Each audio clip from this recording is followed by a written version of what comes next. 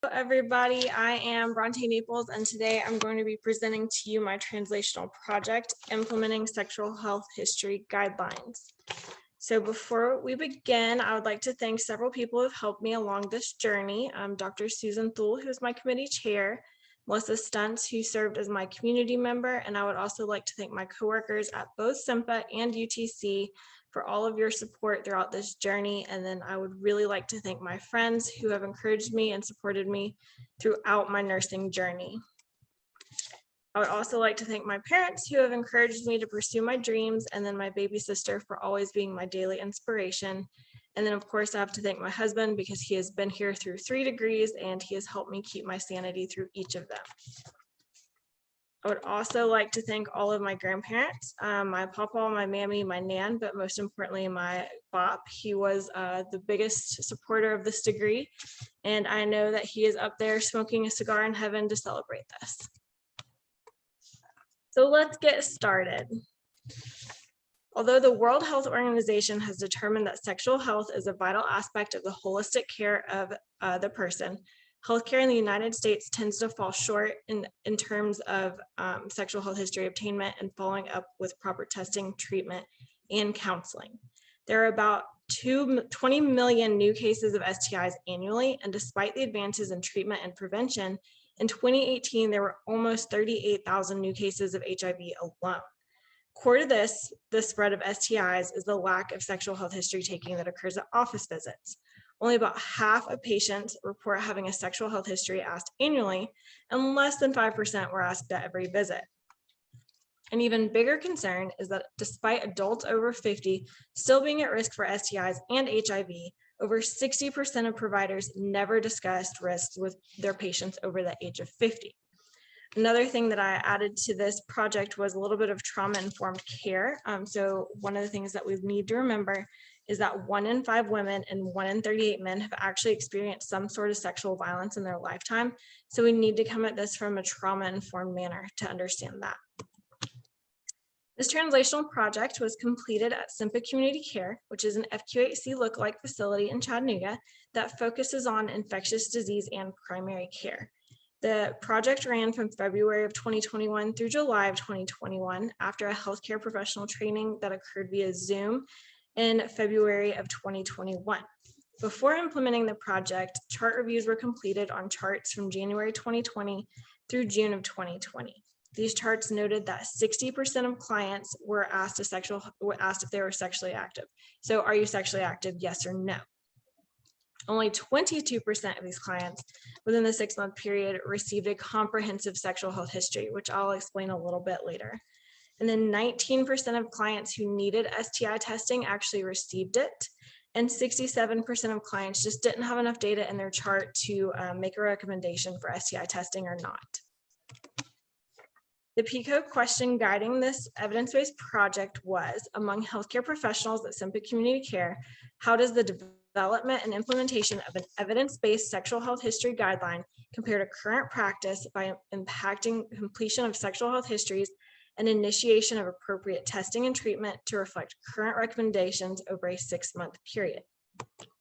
The following is the format of how the project was, and how it was implemented. So this quality improvement project was structured around the Iowa model for process improvement.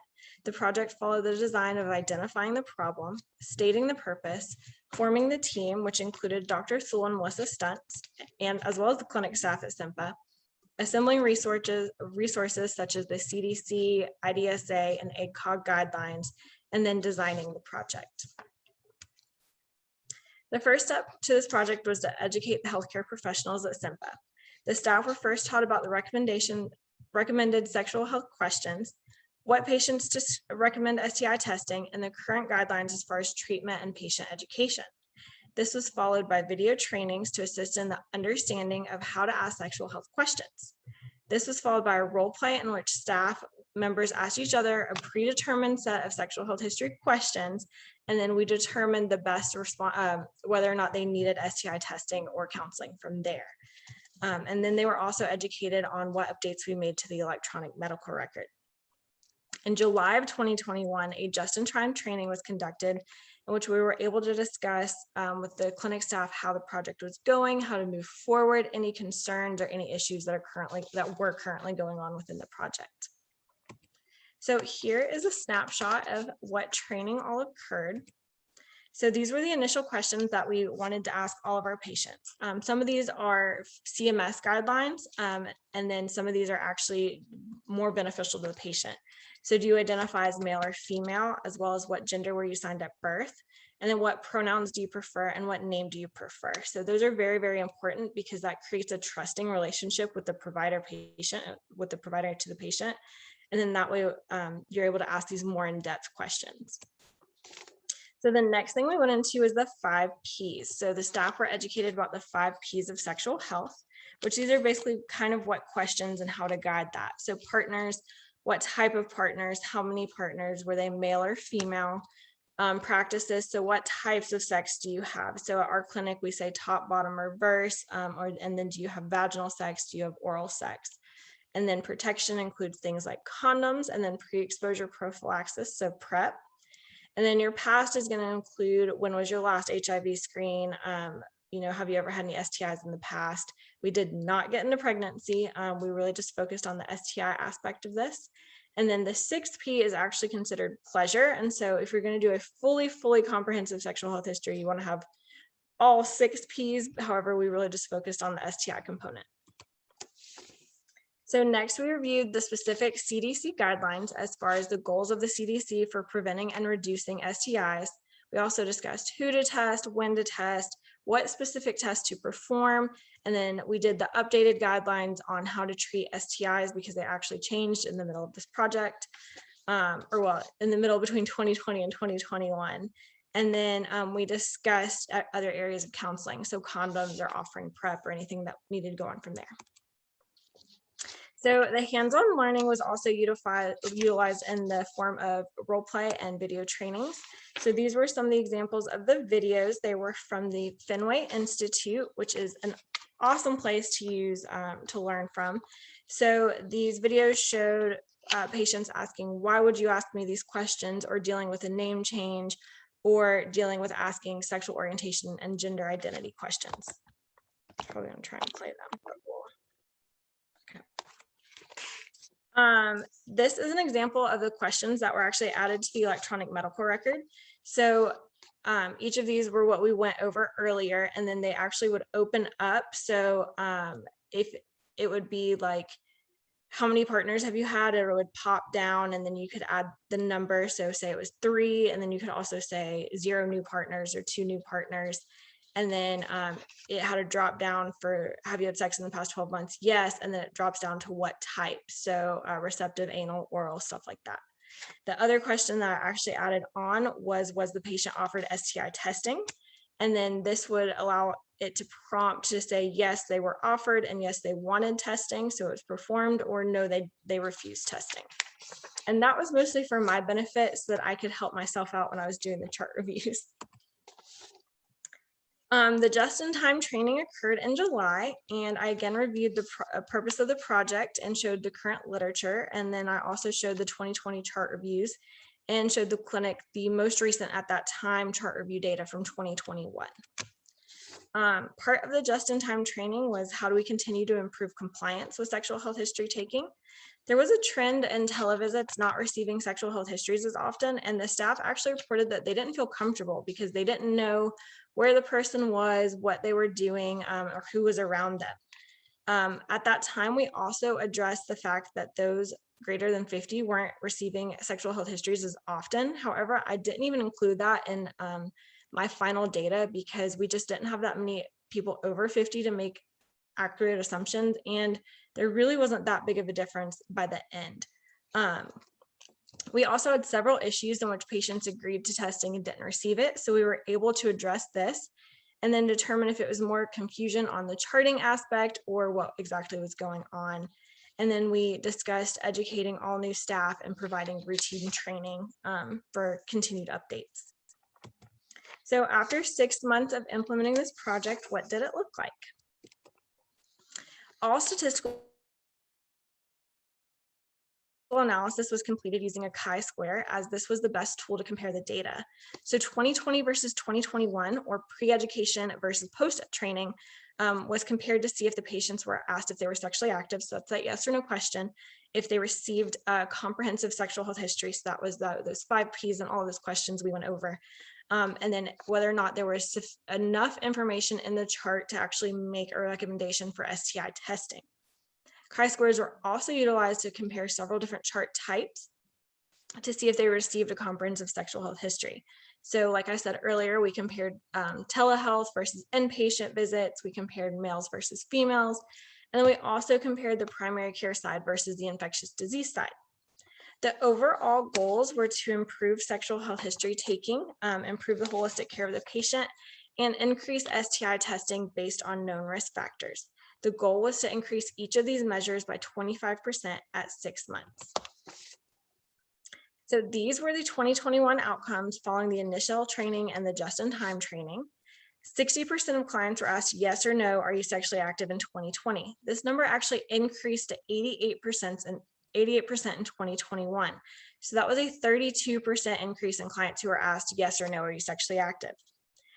Only 22% of clients in 2021 received a comprehensive sexual health history, or in 2020 received a comprehensive sexual health history. This compares to 2021, where 66% of clients received a comprehensive sexual health history, which is a 66% increase in comprehensive sexual health history taking from 2020 to 2021. 82% of clients who needed testing were offered testing, but they could have refused at that time. In 2020, 67% of patient charts did not have enough data to recommend for or against testing. However, this number decreased to 24% in 2021, indicating that the number of patients where the provider had inadequate data to recommend STI testing reduced by a total of 64%. In 2020, there were only 27 charts with enough data to determine that the patient needed testing, and only 5 out of these 27 patients, or 19%, received testing. In 2021, there were 11 out of 33% of patients with known need for testing that actually received it. So 33% of patients who needed testing in 2021 received it. That was a 55% increase from 2020 to 2021. Here is the exact same information I just told you, but in graph form, so it's a little bit easier to visualize. So all of these results were statistically significant, and all 3 of my goals were met. So I wanted to improve by 25%, and I clearly vastly improved well over that 25%. This chart actually shows a comparison of charts in 2021 to determine if there was a difference in comprehensive sexual health history taking between in-person office visits and those that were performed on telehealth. As mentioned previously, the staff were anxious about asking sexual health history questions via telehealth because they just didn't know who was around or if the patient was at work or what was going on. This was evident in the chi-squares analysis. So 78% of patients who were seen via telehealth did not receive a comprehensive sexual health history, while those who were seen in person received a comprehensive sexual health history at the same rate. So this was a very statistically significant result. And then as telehealth is an ever increasing in the medical field, it's a real concern and an area of improvement. The following were the chi-squares analysis for 2021 comprehensive sexual health history taking between infectious disease and primary care and between males and females. So there was no significant difference between comprehensive sexual health histories taken between men and women, so no difference in gender identity. And I just did it based on gender identity and not gender at birth. And then there was not any differences between those patients who were seen by primary care or those who were seen by infectious disease. So infectious disease included patients who were there specifically for HIV treatment or HIV prevention or hepatitis C. And then the primary care included people who were being seen for not those issues. So based on the results obtained from this project, I would recommend increased training for telehealth to assist in improving comprehensive sexual health history taking. I would also recommend annual training to keep staff up to date on future and current guidelines.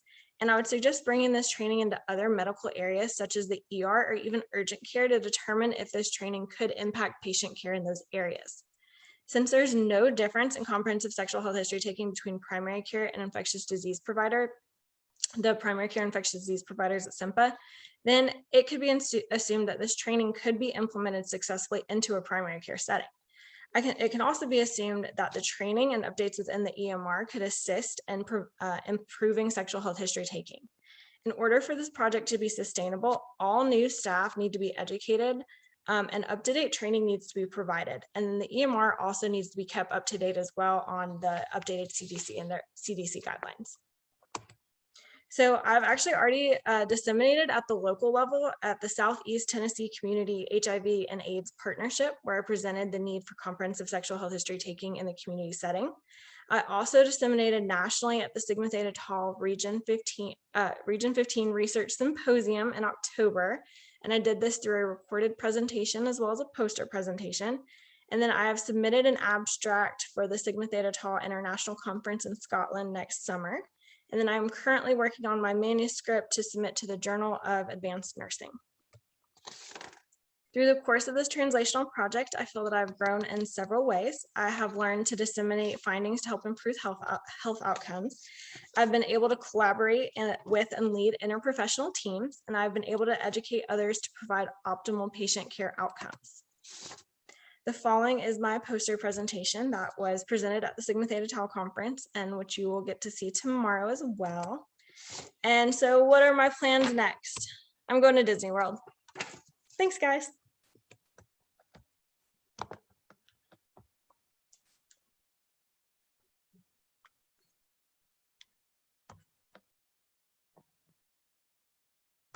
Oh, you're on mute, Dr. Thule.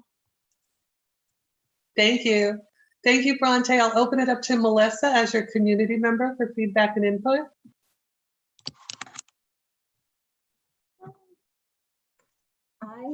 We've kind of already talked about this in clinic as well, but I think you did a wonderful job, and we were happy to support you here during your study, and just we're eager to see what you do next. Thank you.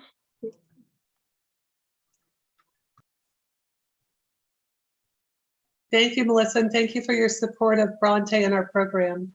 You're welcome. What questions? We have a few more minutes for questions for Bronte.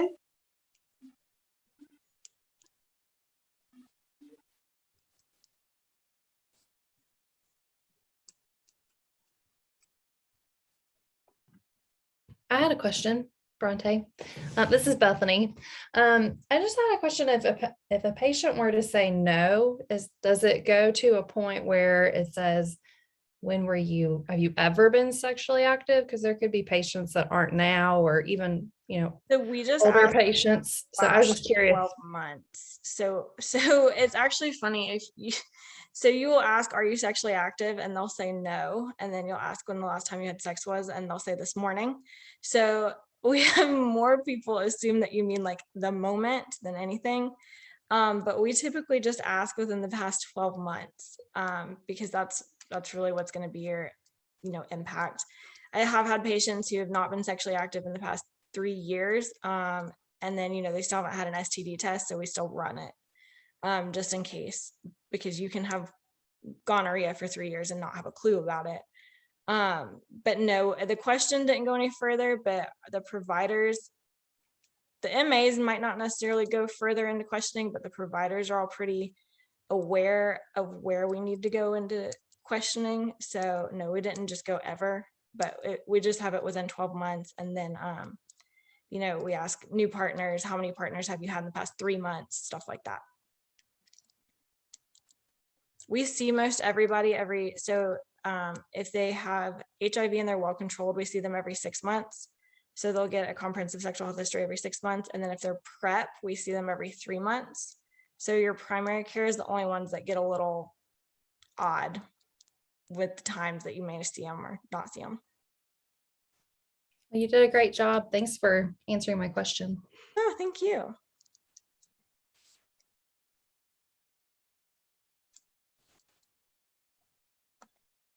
Any other questions for Bronte this afternoon?